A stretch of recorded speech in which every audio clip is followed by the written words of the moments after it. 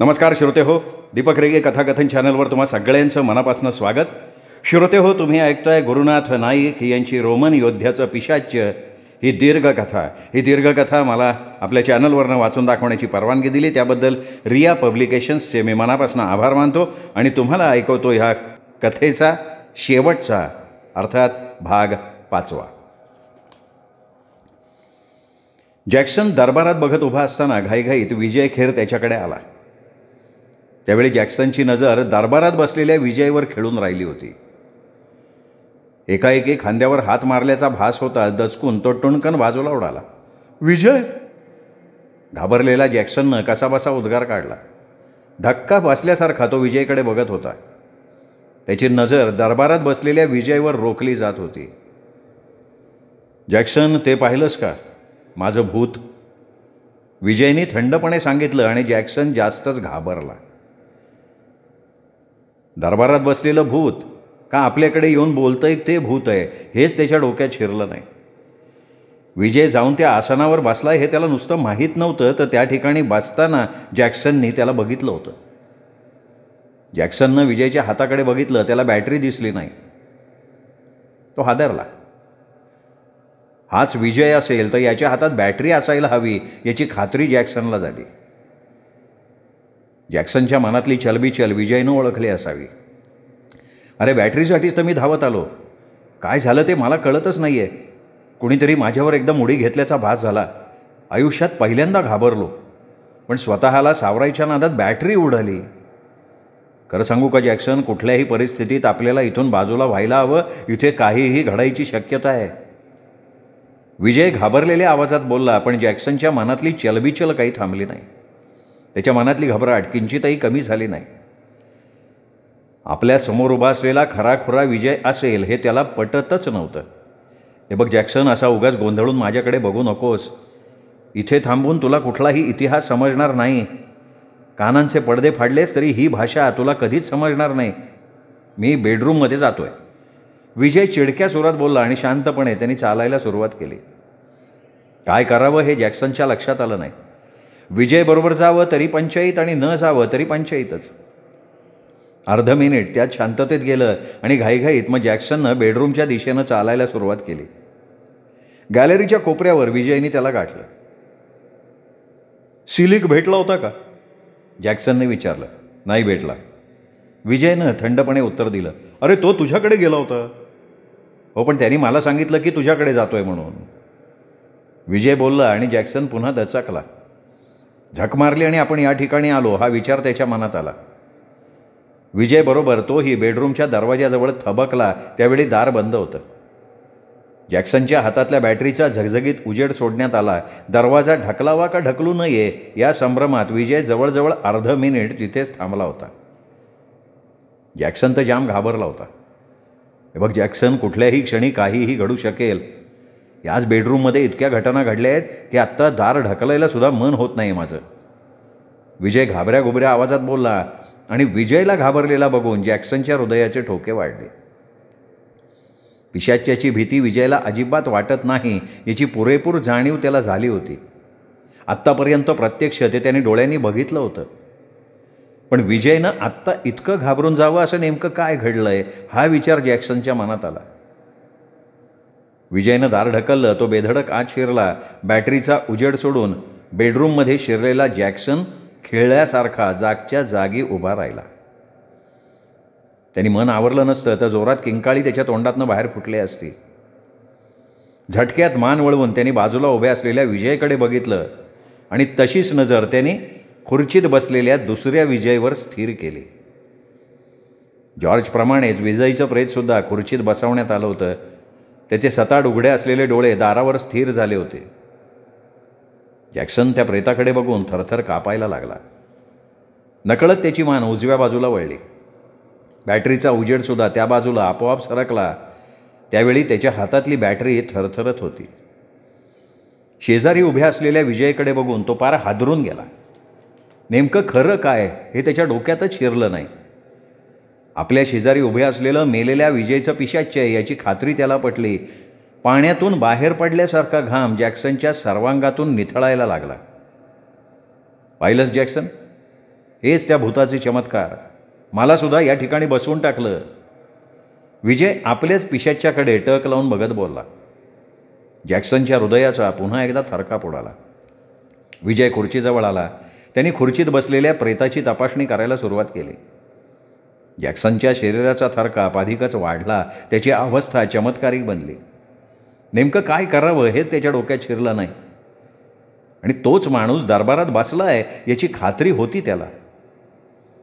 हे चमत्कार आपल्या डोक्यात शिरणारे नाहीत. केवळ आपल्याला घाबरवण्यासाठी हे सगळं चाललं आहे. तो सिलिक आपल्याला मदत करतोय तो तरी खरा असेल का, हाही विचार त्याच्या मनात आला. कारण त्याच्याविषयी सुद्धा जॅक्सनच्या मनात शंका होत्या. अरे जॅक्सन, तुला घाबरायला काय झालं आहे? हे खरोखरीचं प्रेत आहे? तू कोण आहेस? एकाएकी धीर करून जॅक्सननं विचारलं. मी कोण? अरे जॅक्सन, तुला वेड नाही ना लागलेला? विजयनं चिडक्या आवाजात विचारलं. तो चावताळला होता. जॅक्सननं इतकं घाबरायला नको होतं असं त्याला वाटत होतं. विजय, मला सांग, हे प्रेत खरं आहे? जॅक्सननं थरथरत्या आवाजात विचारलं. हो, खरं आहे. मग हे प्रेत जर खरं आहे मग तर तू खरा नाही आहेस. धीर एकवटत जॅक्सन बोलला. मनातली भीती घालवायचा तो आटोकाट प्रयत्न करत होता, पण भीती कमी होत नव्हती. जॅक्सन, आपण गुहेतनं बाहेर जाऊया? विजयनी थंडपणे विचारलं. चल जाऊ. सावधगिरीनं विजयच्या तोंडाकडे बघत जॅक्सन म्हणाला. तुझं सामान घे. काही न बोलता जॅक्सन कॉटजवळ पडलेल्या वस्तू भराभरा बॅगेत कोंबायला लागला. कॅमेरा घेण्यासाठी तो मेजाकडे वळला आणि नकळत जोरात ओरडला. त्याच्या समोरच्या खुर्चीतलं प्रेतच नाहीसं झालं होतं. बाजूला उभा असलेला विजय मात्र आपल्या पूर्वीच्याच जागेवर उभा होता. भीतीनं थरथर कापणाऱ्या जॅक्सनकडे बघत होता. अरे घाबरायला काय झालं तुला? विजय चिडून विचारला. अरे इथलं प्रेत कुठे गेलं? इथे चमत्कार घडतात हे माहिती आहे ना तुला? जॉर्जच्या चमत्कारावरनं ते तुझ्या लक्षात यायला हवं होतं. अरे घाबरलास ना तर उभ्या उभ्या मरशील. चिडलेल्या विजयनं जाणीव करून दिली. चल जाऊया. जॅक्सन थरथरत्या आवाजात बोलला. मेजाकडे जाऊन आपला कॅमेरा घ्यायचं धैर्यसुद्धा त्याला झालं नाही. अरे तो कॅमेरा घे. विजयनं सूचना केली, पण जॅक्सन जागेवरनं हलला नाही. तो समोर असलेल्या विजयचाच विचार करत होता. आपल्याला त्यानं सामान घ्यायची सूचना केली, पण हा स्वतःचं सामान का घेत नाही आहे हेच कोडं त्याला उलगडत नव्हतं. इतकंच नव्हे तर कॉटवर असलेल्या एकूण 4 बॅटरीतली एक देखील बॅटरी त्यांनी उचलली नव्हती. कसा बसा धीर करून त्यांनी कॅमेरा बॅगेत टाकला. तसाच तो विजयकडे वळाला आणि नकळत त्याच्या तोंडातनं जोरात किंकाळी बाहेर पडली. उभ्या उभ्या तो खाली कोसळला, कारण विजय तिथे नव्हताच. एवढ्या वेळात तो बाहेर पडणं शक्य नव्हतं. खाली पडलेला जॅक्सन जागचा उठला नाही. हळूहळू एक आकृती खाली पडलेल्या जॅक्सनजवळ साकार व्हायला लागली आणि पुन्हा त्या ठिकाणी उभा असलेला विजय दिसायला लागला. जॅक्सन उठ. विजयनं हुकूम सोडला. जॅक्सन उठला. त्याचे डोळे तारवटल्यासारखे दिसत होते. यंत्रासारखा तो हुकूम होताच खुर्चीत बसला. दार करकरत आपोआप बंद झालं. त्या ठिकाणी उभा असलेला विजय बघता बघता नाहीसा झाला आणि मेजावर असलेली पेटलेली बॅटरी संथपणे जागच्या जागी हालायला लागली. आत आलेला विजय जॅक्सनच्या चेहऱ्यावर बॅटरीचा उजेड सोडून कितीतरी वेळ बारकाईनं बघत होता. त्यांनी हळूहळू मेजावर हलत असलेली बॅटरी बंद केली आणि कॉटवर फेकून दिली. सिलिक, मला वाटतं या वाड्यातला हा शेवटचा बळी. विजय थंडपणे बोलला. त्याच्या प्रत्येक शब्दातनं कुठला तरी निश्चय प्रतीत होत होता. त्यांनी सिलिककडे वळूनसुद्धा बघितलं नव्हतं, कारण सिलिक हे एक पिशाच्य आहे याची विजयला पूर्ण खात्री होती. या वाड्यातल्या पिशाच्यांची कार्यपद्धती त्याच्या लक्षात आली होती. सिलिक त्या वाड्यातल्या पिशाच्यांशी कसं वागायचं ते सुचवत होता आणि ते सुचवता सुचवता मनावर भयंकर असं दडपणसुद्धा निर्माण करत होता. आज ना उद्या जॅक्सनच्या मनावर सुद्धा हे दडपण निर्माण होईल याची खात्री त्याला पटली. जॅक्सन कितीही धीट असला तरी या दडपणाला बळी पडल्याशिवाय राहणार नाही असंही त्याला राहून राहून वाटत होतं आणि नेमकं तेच घडलेलं आत्ता तो बघत होता. सिलिक, मी काय बोललो हे तुझ्या लक्षात आलं? विजयनं कठोर आवाजात विचारलं, पण आत्तासुद्धा त्यांनी सिलिककडे वळून पाहिलं नाही. माझ्या लक्षात नाही आलं सर. या वाड्यातल्या पिशाच्यांनी असंख्य बळी घेतलेत सिलिक. अहो ते खरं आहे सर. हा जॅक्सनचा बळी अखेरचा ठरणार आहे. विजयचा आवाज आणखीन कठोर बनला. बोलता बोलता त्यांनी मेजावरच्या 4 मेणबत्त्या पेटवून ठेवल्या. सिलिकच्या चेहऱ्यावर त्यांनी आपली तीक्ष्ण नजर रोखली. सर, या वाड्यातलं रोमन योद्ध्याचं पिशाच्य असेच बळी घेत राहील. हे असंच घडत राहील सर. सर, कोणी माणसानं या वाड्यातल्या पिशाच्यांना आव्हान दिलं तर त्याला देखील या वाड्यात पिशाच्य बनून भटकावं लागेल. सिलिक अगदी नम्रतेचा आवाणून बोलत होता, पण त्याच्या आवाजाला वेगळीच धार चढलेली विजयला जाणवली. त्याला त्याचं आश्चर्य नाही वाटलं. ही वेळ आज ना उद्या येणार याची पुरेपूर कल्पना विजयला होती. सिलिकला त्यांनी कधीच ओळखलं होतं. त्यांनी रोमच्या सामर्थ्यशाली राजाला आव्हान दिलं, अफाट सामर्थ्याविरुद्ध बंड उभारलं आणि जमिनीखाली राजवाडा बनवून रोमचं प्रतिसरकार निर्माण केलं.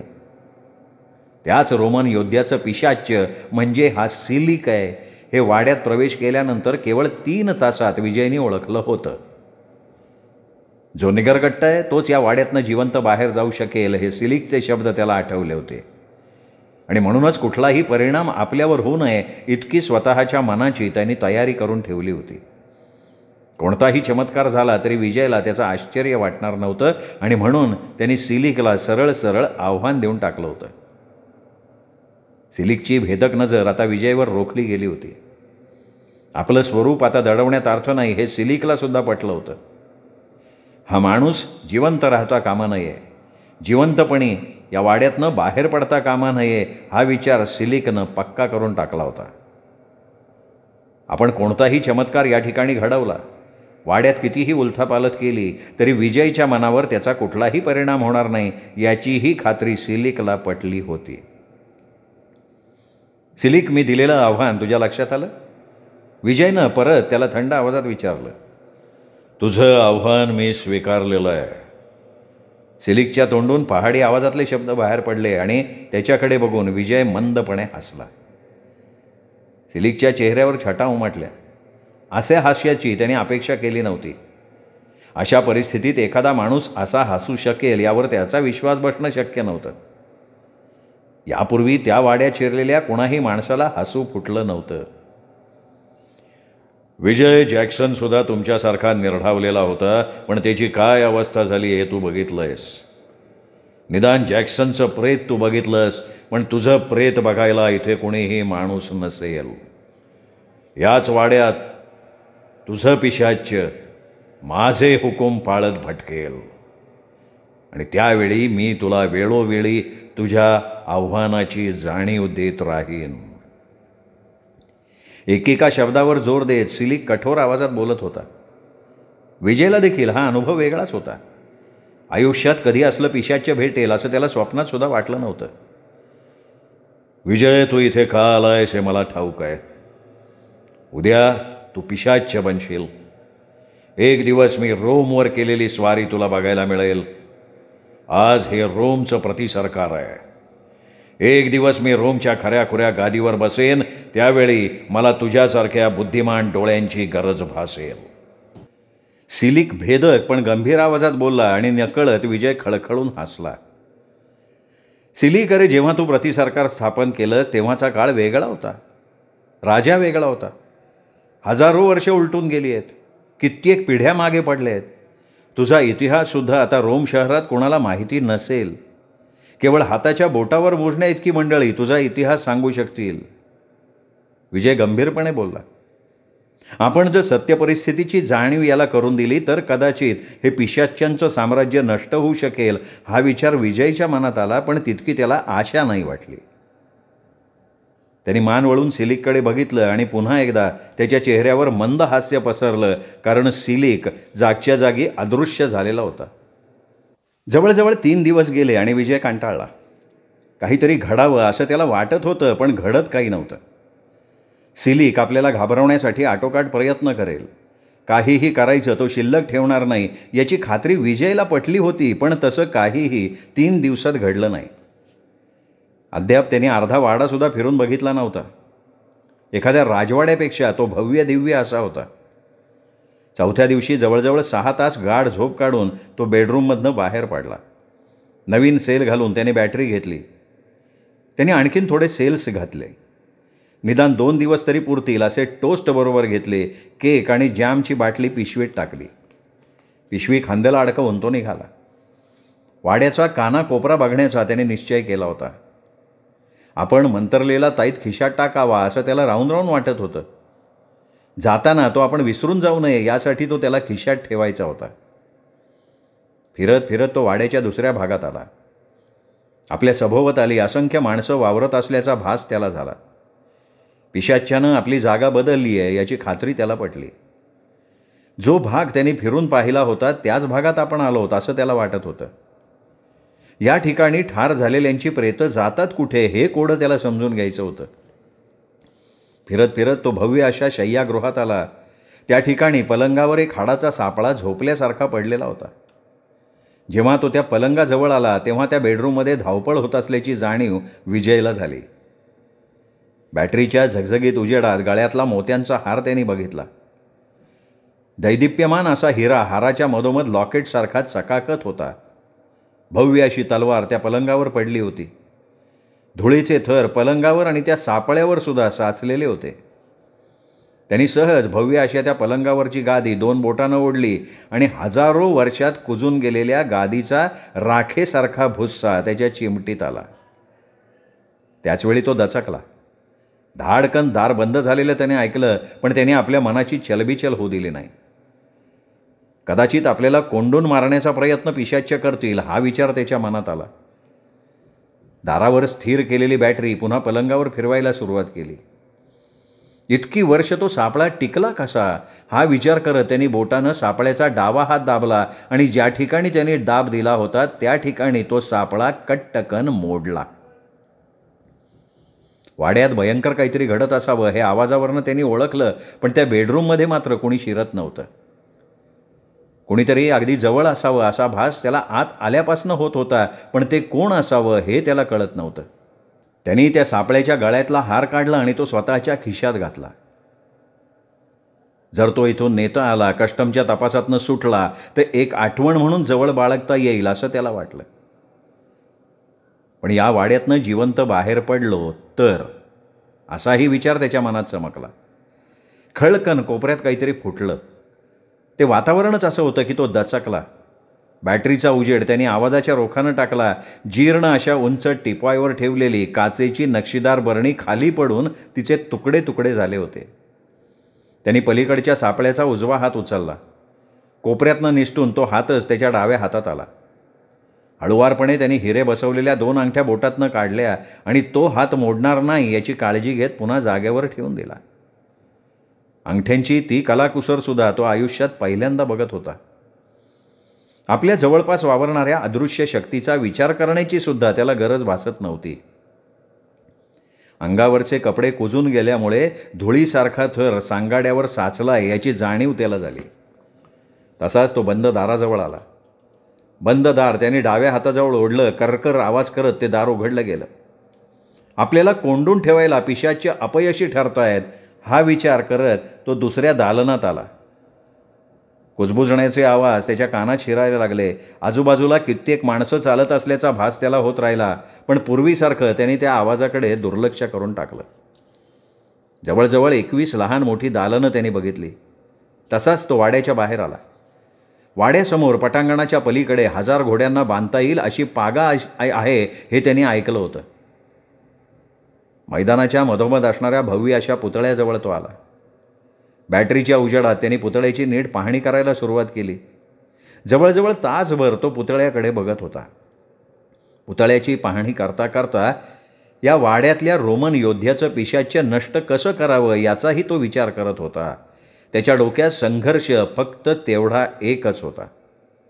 या वाड्यातून बाहेर पडण्यापूर्वी वाड्यातली पिशाच्यांची सृष्टी त्याला समूळ नष्ट करायची होती. विशालकाय अशा पागेची त्याने नीट पाहणी केली. अशा भयान वातावरणात ती भव्यता मनाला दडपून टाकणारी होती. नकळत विजयच्या मनावर दडपण येत चाललं होतं. हळूहळू ते कमी करायचा प्रयत्न तो करत होता. तसाच तो शिपायांसाठी बांधण्यात आलेल्या जागेत शिरला आणि भयानक आवाज त्याच्या कानावर पडायला लागले. आपल्या मनाची त्यांनी किंचितही छलबिचल होऊ दिली नाही. युद्धात जशा आरोळ्या ठोकल्या जातात तसेच आवाज चहूबाजूने उमटायला लागले. विजय त्यावेळी मन शांत राखण्याचा आटोकाट प्रयत्न करत होता. आपण घाबरलो तर संपलो ही जाणीव तो सतत आपल्या मनाला देत होता. त्या सगळ्या पसाऱ्याकडे दुर्लक्ष करून तो पुन्हा वाड्यासमोरच्या मैदानात आला. त्यावेळी तो खूप थकला होता. त्याने कितीही धैर्य एकवटलं असलं तरी त्याच्या मनावर एक प्रकारचं दडपण आलं होतं. विश्रांती घेतल्याशिवाय आपल्याला काहीही सुचणार नाही. या भयानक वातावरणात या भयंकर पिशाच्याशी सामना करण्याचं धैर्य आपल्यात आत्ता नाही हा विचार करत तो रुंद पायरीवर बसला आणि विचार करत तसाच पायरीवर झोपला. आजूबाजूला कुणीतरी वावरत असल्याचे भास अद्याप कमी झाले नव्हते. तो डोळे मिटून शांतपणे विचार करत होता. रोमन योद्ध्याच्या पिशाच्यावर आपण जर का विजय मिळवला तर आपण ही पिशाच्यांची सगळी सृष्टी नष्ट करून टाकू. पिशाच्यांचं या वाड्यातलं भय कायमचं गाडून टाकू. एकाएकी तो ताडकन उठून उभाच राहिला. हे आपल्याला पूर्वी सुचायला पाहिजे होतं असं त्याला वाटलं. तो घाईघाईत तसाच वाड्यात शिरला. आता हालचाली कमी झाल्या होत्या. पूर्वीसारखं हलक्या आवाजातले बोलण्याचे आवाज त्याला ऐकू येत नव्हते. खाणाखुणा आठवत ज्या ठिकाणी हाडाचा सापळा होता त्या ठिकाणी तो आला आणि त्या भव्य शयनगृहात त्यांनी प्रवेश केला. जाताना त्यांनी दार जसं अर्धवट उघडं ठेवलं होतं तसंच ते आत्तासुद्धा होतं. त्यांनी आजूबाजूला बघितलं. आपल्याला हवं आहे ते त्या ठिकाणी नाही याची खात्री होताच तो पुन्हा तिथनं बाहेर पडला. तो थकलेला होता पण इच्छाशक्तीच्या जोरावर तो हालचाल करत होता. जेव्हा तो दरबारातनं जायला लागला तेव्हा कुणाची तरी हाक त्याच्या कानावर पडली. तो थबकला पण दचकला नाही. जिथून हाक आली होती त्या ठिकाणी त्याने बॅटरीचा उजेड सोडला पण नजरेला काहीही दिसू शकलं नाही. कोण आहे? कणखर आवाजात त्याने विचारलं. सिलिक. दुरून कुठून तरी तो आवाज कानात शिरल्यासारखं त्याला वाटलं. आवाज ओळखीचा वाटला. पिशाच्य नरमलंय याची खात्री त्याला झाली. बोल सिलिक बोल. माझ्याकडनं तुझ्या काय अपेक्षा आहेत? विजयने सरळ मुद्द्याला हात घातला. विजय तू इथून निघून जा. सिलिकने उच्चारलेल्या शब्दात पूर्वीसारखा जोर नव्हता. त्याच्या शब्दात पूर्वीचं सामर्थ्य नव्हतं. निराश झालेल्या माणसानं जसे रागात शब्द उच्चारावे तसे विजयला वाटले. सिलिकच्या मनावर सुद्धा कसलं तरी दडपण आलंय. असं काहीतरी आपल्या हातून घडलेलं असावं की या वाड्यातल्या पिशाच्यांच्या हालचालींवर त्याचा परिणाम झाला असावा. त्यांनी आपला धसका घेतलेला असावा. काही न बोलता विजयनं चालायला सुरुवात केली. त्यावेळी मनातल्या मनात तो बेहद्द खुश झाला होता. रोमन योद्ध्याच्या पिशाच्यावर आपण पूर्णपणे दडपण आणलंय. आपण त्याच्यावर विजय मिळवलाय ह्या विचाराचं समाधान त्याच्या मनात उफाळत होतं. धाड धाड पायऱ्या चढून तो बेडरूममध्ये आला. शेवटच्या पायरीवर थपकून त्याने बॅटरीचा झोत दारावर सोडला. आपण जाताना हे दार सताड उघडं ठेवलं होतं हे त्याला आठवलं पण ते दार आत्ता बंद होतं. सुरुवातीला ही बेडरूम सिलिकची असावी असं त्याला वाटलं होतं. ज्या ठिकाणी हाडांचा सापळा सापडला ती बेडरूम सिलिकची होती. मग ही बेडरूम कोणाची? विचारांच्या तंद्रीत तो दाराजवळ आला. कुठलाही चमत्कार बघण्यासाठी त्यांनी मनाची तयारी केली आणि डाव्या हातानं थंडपणे दार ढकललं. दाराचा करकराट थांबला. आत न जाता पहिल्यांदा त्याने बॅटरीचा झोत आत सोडला आणि मंद हास्य त्याच्या चेहऱ्यावर उमटलं. ग्रेसी दाराकडे डोळे लावून खुर्चीत बसलेली त्यांनी बघितली. तिच्या बाजूच्या खुर्चीत जॅक्सन होता. तिसऱ्या खुर्चीत डोकं खांद्यावर आडवं टाकलेल्या अवस्थेत जॉर्ज बसला होता. त्याचे सताड डोळे छताकडे रोखले गेले होते. पलीकडे भिंतीला लागून ठेवलेल्या खुर्चीत आणखीन एक आडदांड चेहऱ्याचा तरुण होता. जॉर्ज आणि ग्रेसीबरोबर आलेला तो किलर असावा असा विचार करत विजय जॅक्सनच्या प्रेताजवळ आला. ते खरोखरचं प्रेतच आहे याची खात्री त्याला करून घ्यायची होती. आळीपाळीनं चारही प्रेत नीट हाताने त्यांनी तपासून बघितले. जाताना जॅक्सनचं प्रेत आपल्याला न्यायला हवं हा विचार त्याच्या मनात आला पण एकट्यानं ते धूळ उचलून नेणं अवघड आहे याचीही जाणीव त्याला झाली. जॅक्सनच्या भल्या मोठ्या थैलीतलं सगळं सामान त्यांनी पलंगावर ओतलं. पलंगाजवळच्या मेजावर असलेली दुसरी एक भली मोठी थैली त्यांनी रिकामी केली आणि त्या दोन्ही थैल्या घेऊन तो तिथनं बाहेर पडला. जेव्हा त्यांनी घाईघाईत पायऱ्या उतरायला सुरुवात केली तेव्हा कुणीतरी आपल्या मागून पायऱ्या उतरतंय हा भास त्याला झाला पण त्यांनी तिकडे दुर्लक्ष करून टाकलं. कदाचित सिलिक आपल्या मागून येत असावा याची जाणीव झाली त्याला. विजय घाईघाईनं हाडाचा सापळा असलेल्या भव्य अशा बेडरूममध्ये प्रवेश करता झाला. त्या ठिकाणी येईपर्यंत मागून कुणीतरी येत असल्याचं त्याला जाणवत होतं. तो पलंगाजवळ आला तेव्हा कुणीतरी सुस्कारा सोडलाय हाही भास त्याला झाला. डोकं शांत ठेवत विजयनं सापळ्याची कवटी हातातल्या थैलीत टाकली. नंतर तुटलेला उजवा हात टाकला. डावा हात तो तोडणार तोच तो दचकला, कारण पुन्हा एकदा सिलिकचा आवाज त्याच्या कानात शिरला. विजय, तू मला अपेक्षा विचारल्या होत्या. हो, विचारल्या होत्या. तू इथून निघून जावंस अशी माझी इच्छा आहे. जरूर जाईन. सिलिक, माझे शब्द तुला आठवतात? पुढे बोल. या ठिकाणी ठार झालेला जॅक्सन हा शेवटचा माणूस असेल सिलिक. विजय ठामपणे बोलला आणि हाडाचा एक एक तुकडा तोडून त्यांनी थैलीत टाकायला सुरुवात केली. अरे, हे काय चालवलंयस काय तू? घाबरलेल्या आवाजात सिलिकनं विचारलं. आणि आपण योग्य मार्गानं चाललो आहे याची खात्री विजयला पटली. खुश होऊन त्यांनी पुन्हा आपलं लक्ष हाडं भरण्याकडे केंद्रित केलं. अरे, ती जागच्या जागी ठेव की. सिलिकच्या कठोर आवाजात भीती होती. काहीही झालं तरी सिलिक आपलं आव्हान स्वीकारू शकत नाही याची खात्री विजयला पटली. हे बघ सिलिक, आजपर्यंत मी माझा शब्द खरा केला आहे. ही वास्तू तू जिवंतपणे उभी केलीस. माणूस म्हणून एकेकाळी या वास्तूवर तुझा हक्क होता. पण आज तू माणूस म्हणून जिवंत नाहीस. याचाच अर्थ सिलिक, या वास्तूवर आत्ता तुझा कुठलाही हक्क नाही. या वाड्यात आलेल्या माणसांचे बळी घ्यायचाही हक्क तुला पोचत नाही. विजयने ठामपणे शब्द उच्चारले आणि आपल्या निश्चयापासून तो ढळणार नाही हे कदाचित सिलिकच्या लक्षात आलं असावं. विजय, माझ्याकडनं तुझ्या काय अपेक्षा आहेत? या वाड्यातलं तुझं अस्तित्व संपुष्टात आण. कसं शक्य आहे ते? विजयनं उत्तर दिलं नाही, कारण या रोमन योद्ध्याच्या पिशाच्याची काहीतरी इच्छा असावी. ती पूर्ण झाली तर या वाड्यातली ही सृष्टी नष्ट होईल. कदाचित त्याची इच्छा आपण पूर्ण करू शकणार नाही असंही विजयला वाटलं. सिलिक, मला सांग, तुझी अखेरची इच्छा काय आहे? रोमच्या गादीवर बसायचं आहे. हे बघ सिलिक, तुझ्या भलत्याच इच्छा कुठलीही शक्ती पूर्ण करू शकणार नाही. ज्या सिंहासनावर बसायची तू इच्छा बाळगली आहेस ती आता नष्ट झालं आहे.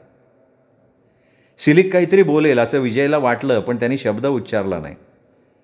कसलीच हालचाल विजयला जाणवली नाही. तेवढ्यात सिलिक म्हणाला, विजय, ते घेऊन जाऊ नकोस. का? ते तुलाही ठाऊक आहे विजय. विजय, माझ्या मार्गातनं तू दूर झाला असतं तुला हवं ते मी देईन. हा वाडा सोडून जाशील तू? नाही, माझ्याशिवाय या वाड्यात कोणी राहू शकणार नाही. काही न बोलता विजयनं जॅक्सनच्या कोटाचे खिसे चाचपडले. कारची चावी घेतली आणि तितक्यात शांतपणे त्यांनी चालायला सुरुवात केली. पुन्हा पावलांचे आवाज सुरू झाले. विजयनं त्या आवाजाकडे लक्षच दिलं नाही. सिलिक आपली पाठ सोडणार नाही याची खात्री त्याला पटली. कदाचित पुन्हा चमत्काराला सुरुवात होईल. आपण ही हाडं बाहेर घेऊन जाऊ नये म्हणून सिलिक शेवटचा काहीतरी प्रयत्न करेल याची खात्री पटली. आणि काहीही झालं, काहीही घडलं तरी त्याला तोंड द्यायची तयारी विजयने ठेवली. वाड्यासमोरचं भव्य पटांगण ओलांडून तो भुयारात शिरला. त्यांनी झपाझपा पावलं टाकायला सुरुवात केली. एकदा का आपण या भुयारातनं बाहेर पडलो की या वाड्यातलं रोमन योद्ध्याचं पिशाच्य अस्तित्वहीन बनेल. ते वाड्यात राहूच शकणार नाही याची खात्री त्याला होती. उंच भराऱ्या घेणाऱ्या गरुडाचे पंख त्यांनी छाटलेच होते. सिलिकचं सगळं सामर्थ्य त्यांनी पार लुळं करून टाकलं होतं. हे बघ विजय, मी तुला अखेरची विनंती करतो, ते तू बाहेर नेऊ नकोस. माझं अस्तित्व इथलं नष्ट करू नकोस. माझ्याकडे हवं ते माग, त्या बदल्यात मी तुला ते देईन. जॅक्सनला जिवंत करशील? विजयनं थंडपणे विचारलं, पण त्यांनी पाय थांबू दिले नाहीत. भुयार संपायला 5-10 मिनिटच त्याला चालावं लागणार होतं. हे बघ, ते माझ्या शक्तीबाहेरच आहे विजय. सिलिक, आजपर्यंत तू तुझ्या वाड्यात आलेल्या ज्या ज्या माणसांना मारलंस ना त्या सगळ्यांना जिवंत कर. ते केलंस तर मी तुझं ऐकेन. अरे, माझ्या मर्यादा ओळखून माग की. त्याचवेळी विजयला चांदीच्या डबीत ठेवलेला ताईत आपण वाड्यात विसरून आलो याची जाणीव झाली, पण तो मागे नाही फिरला. नाहीतरी त्याला पुन्हा कधीतरी त्या वाड्यात यायचंच होतं. रोमन योद्ध्याचं पिशाच्य नष्ट झालंय याची खात्री करून घेण्यासाठी. भुयारातून तो बाहेर पडत असताना सिलिक जोरजोरात ओरडत असल्याचे आवाज त्याच्या कानात शिरले.